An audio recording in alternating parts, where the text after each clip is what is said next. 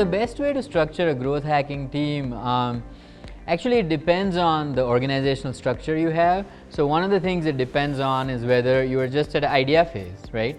Or whether you're at a traction phase, or whether you're past the MVP stage, and you're in hyper growth phase, right? So all these are 4 or 5 phases on where you are.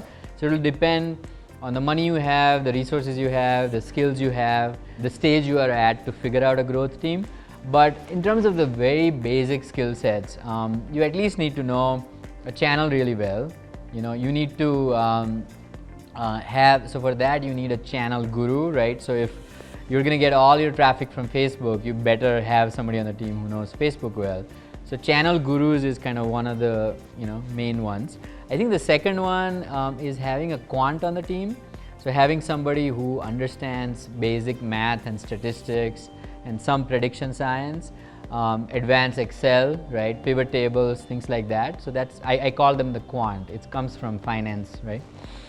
The third one is definitely a growth officer, chief growth officer, or a VP of growth, or the head of growth, whatever you want to call it, but one person who's responsible for delivering to the growth KPIs. I think the other person is definitely an analytics guru, so somebody who knows Google Analytics, Mixpanel, measurable media, to figure out like what are the KPIs you should set for each channel, how do you measure it, how do you track users, what do they do, whether it's web or mobile.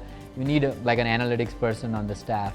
You also need a designer, because these days, as we talked about earlier, user experience and empathy and ability to design good interfaces is critical, and that's a good addition to the growth team, right? So you need a designer on staff.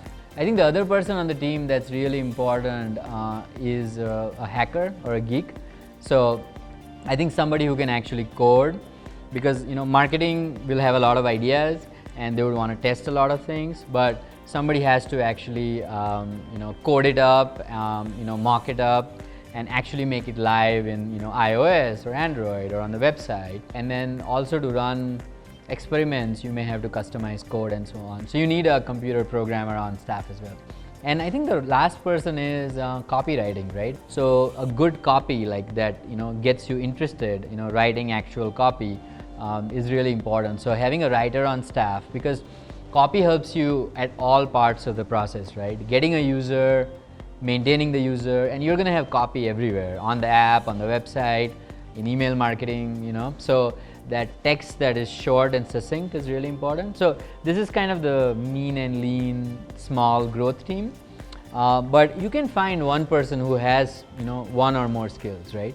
So instead of 5 people, you could have 2 or 3.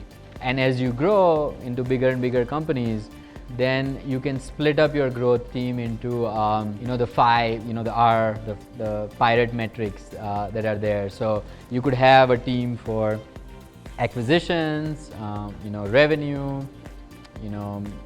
growth, referral, and so on. So you could have different teams at different parts of the funnel, and they're optimizing and tuning metrics there.